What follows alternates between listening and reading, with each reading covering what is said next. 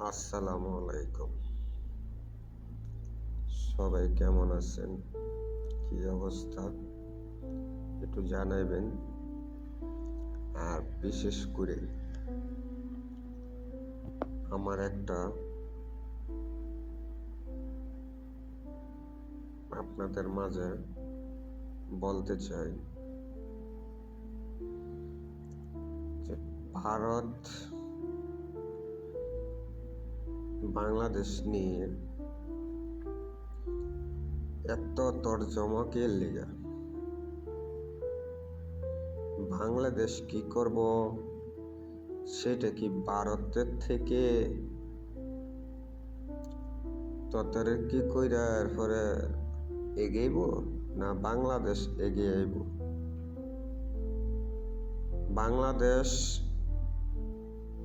ভারতের কথাই চলবে না, ভারত বাংলাদেশের কথাই চলবে। ভারত বাংলাদেশ নিয়ে কথা হবে না, কিন্তু ভারতের জ্বালা বড়ই জ্বালা। জ্বালা, হায়রে জ্বালা। ভারত বাংলাদেশ পাকিস্তানের লগে হাত মিলাইছে, চীনের সাথে হাত মিলাইছে, সেই জ্বালা বাংলাদেশ। ভারত এই জ্বালা। আমেরিকার থেকে ডক্টর ইউনূসের ভাষণ শুইনা 40টা রাষ্ট্রের সাথে বসে মিটিং করাটা ডক্টর ইউনূসের,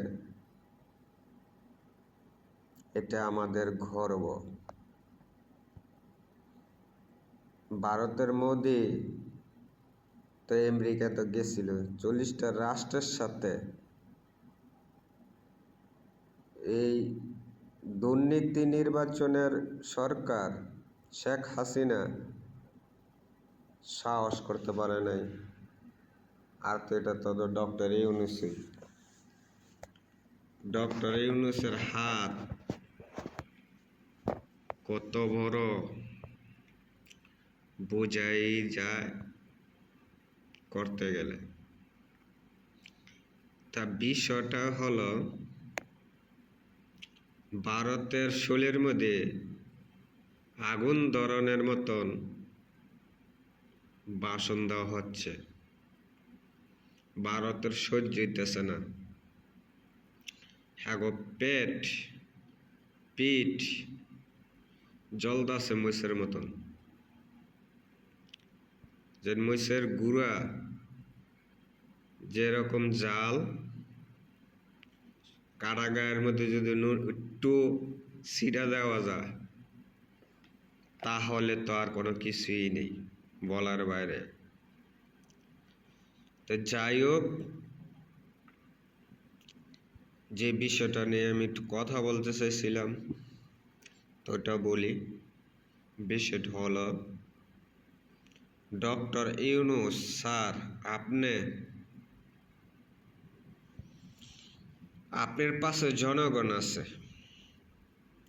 18 কোটি মানুষের মুখটা চেয়ে আছে আপনার পাশে, কিন্তু আপনার আমি খারাপ কমো না, আর খারাপ করতে দেবো না। তো যাই করেন ভারত বাদ দিয়া করেন। ভারতের সাথে আমগো কোনো চুক্তি যদি শেখ হাসিনা কইরা থাকে, প্রতিটা চুক্তি বাতিল করেন। ভারত আমগো ধ্বংস করে থেকে গেছে। ভারত আমগো ধ্বংস করে থেকে গেছে। শেখ হাসিনা তো বলছিল যে ভারতরা আমরা যা দিছি সারা জীবনও বলতো না। তো ওই কাজটা আপনিও করেন না। ভারত কিন্তু বাংলাদেশের মধ্যে যুদ্ধ লাগানোর লেগে সেনাবাহিনী প্রস্তুত থাকতে বলছে। এটা আপনার মাথায় নিতে হবে।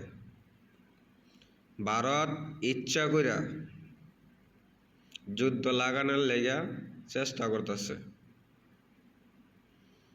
আমরা ধৈর্য ধরে রয়েছি, ভারত কি করে। মণিপুর কিন্তু জ্বলতেছে, 7 স্টারের মধ্যে কিন্তু মণিপুর জ্বলতেছে, একটা রাষ্ট্র জ্বলতেছে মণিপুর। মণিপুর যখন স্বাধীনতা দিয়ে দিছে 5 তারিখে, তা আমরা সাপোর্ট দেব বাংলাদেশের তেনে মণিপুরের জন্য। মণিপুর স্বাধীন হোক, আমরাও চাই। মণিপুর স্বাধীন হোক, আমরাও চাই। এটা আপনি আমাদের পক্ষ থেকে মণিপুরের লাল গোলাপের শুভেচ্ছা। এই মোদির থেকে মণিপুর স্বাধীন ঘোষণা দিছে এবং কি স্বাধীনতা পতাকাও উড়াইছে।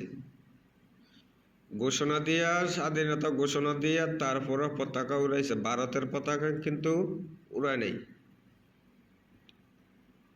জাতীয় পতাকা মণিপুর। তো যাই হোক, ওই বিষয় নিয়ে আমি কথা বলতেছি না। আমি বলতেছি ভারতের সাথে কোনো রপ্তানি হবে না, ভারতের সাথে কোনো রপ্তানি হবে না, কোনো কিছু হবে না। আমাদের একটি ভারত বিরোধী শেখ হাসিনা ভারতে বৈশা গুড়ি চলতেছে, আর ওইখান থেকে ফুসতেছে মনি। এই ফাঁকা হুমকি আপাতত বাঙালি গনা দিয়া অন্য কোনো জায়গায় দাও, ঠিক আছে? ফাঁকা হুমকি বাংলাদেশ, এই ধরনের হুমকি বাংলাদেশ গণার ধরে না। বাংলাদেশের সেনাবাহিনী গণার ধরে না, নৌবাহিনী গণার ধরে না, বিজিবি গণার ধরে না। বাংলাদেশ কোনোরা গণার ধরে না। যদি আঘাত আসে, আবার আঘাত রিফ্লেও দিতে পারি, আমরা সবটাই কিন্তু পারি। কিন্তু বর্ডার সাইডে বাংলাদেশের যত কটা চারো সাইডে বর্ডার সাইডে যদি একটা হামলা আসে ভারত থেকে, হামলা আসলে হামলার প্রতিটিতে হামলা, একটা লাশ পড়ব, 2টা লাশ রিটার্ন দেব, এটা ঘোষণা দিয়ে দেন ডক্টর ইউনূস স্যার। বাংলাদেশ বহুত লাশ জ্বলছে বর্ডার সাইডে, ইন্ডিয়ার বর্ডারের সাথে তারের বেড়ার সামনে বহুত লাশ ঝুলায় রাখছে। প্রতিটা খুনের বিচার আমরা আদায় করব ভারত থেকে, যদি ভারত বেশি মাতামাতি করে। আমাদের সাথে আমরা কি করবো না করবো এটা আমরা বুঝবো। যে একটা কথা কইছে না, মার জ্বলে না মারানির জ্বলে, যে হেরকম হয়েছে, জ্বলে না আমগ। আর চাকনা পাহাড়ি লোক যারা আছেন, আপনারা এখন কোন আমরা বাঙালি না, তা বাঙালি যদি না হন, তা বাংলাদেশের যত কটা চাকমা আছেন, সেনাবাহিনীর গায়ে হাত তুলছেন বা হামলা দিছেন, আপনাকে ওই সাহসটা দিছে কেডা? যদি বাঁচতে চান তাহলে এইখান থেকে পলান। বাংলাদেশে কোনো রাজাকারের বাচ্চা থাকবে না। তো যাই হোক, ভালো থাকবেন, লাইভটা শেয়ার করবেন, সাবস্ক্রাইব করবেন। আর বিশেষ করে আমি একটু বলি, বিশেষ করে ভারত